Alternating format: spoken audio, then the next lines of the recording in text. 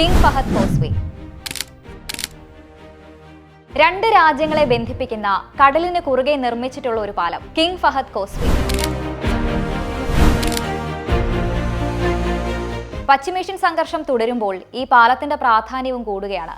Saudi അറേബ്യയെ ബഹ്റിനുമായി connect ചെയ്യുന്ന ഈ പാലത്തിന്റെ ആകെ നീളം 25 കിലോമീറ്റർ ആണ്. ബഹ്റിൻ ഒരു ദ്വീപ് രാഷ്ട്രമായതുകൊണ്ട് തന്നെ മറ്റ് രാജ്യങ്ങളുമായി കരമാർഗം കണക്ഷൻസ് ഇല്ല.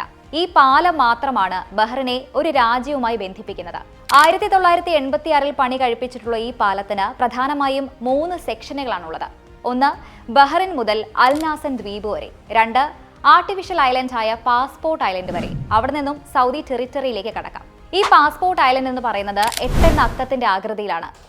1.5 മൈൽ നീളവും 500 മീറ്റർ വീതിയുമാണ് ഇതിനുള്ളത്. ഇവിടമാണ് രണ്ട് രാജ്യങ്ങളും ബോർഡർ ചെക്ക് പോയിന്റുകളായി കണക്കാക്കുന്നത്.